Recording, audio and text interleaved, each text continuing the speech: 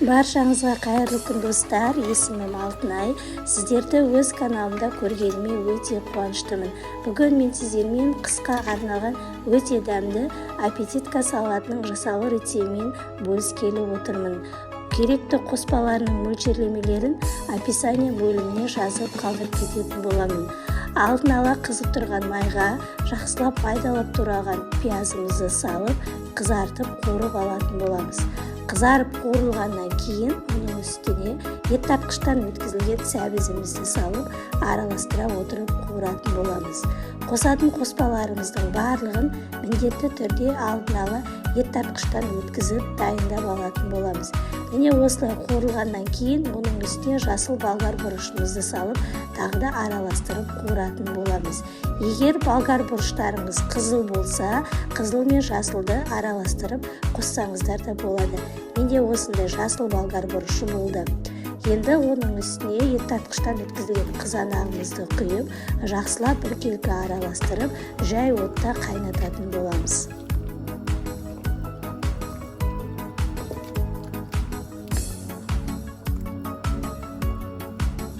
Міне осылай қызанақтарымызды жақсылап араластырып болғаннан кейін, оның үстіне татымына қарай тұз салатын боламыз.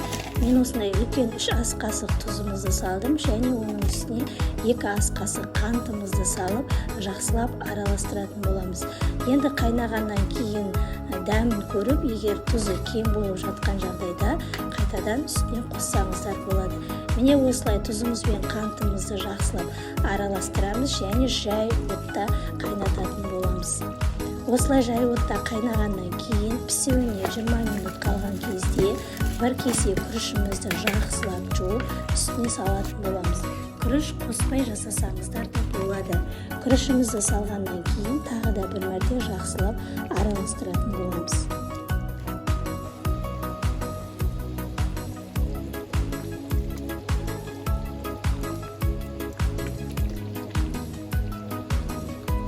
Күрішті міндетті түрде пісуіне бір 20-10 минут қалған кезде саламыз, себебі күрішіміз қатты езіліп кетпеу керек. Міне енді біздің салатымыздың дайын болуына 10 минут, 5 минут қалған уақытта ет тартқыштан өткізілген сарымсағымызды, лавр жапырағын, осындай қара бұрышымызды және ас көктерімізді салып, жақсылап араластырып, 5 минуттай жай отта қайнататын боламыз.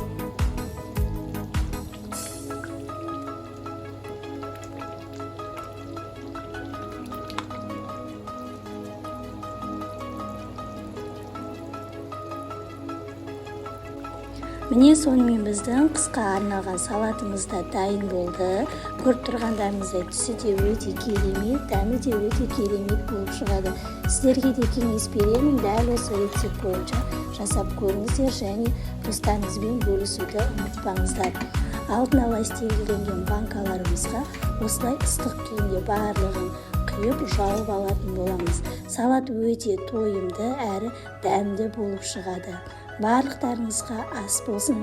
Сіздермен бірге болған Алтынай. Менің келесі видеомда кездескенше сау болыңыздар.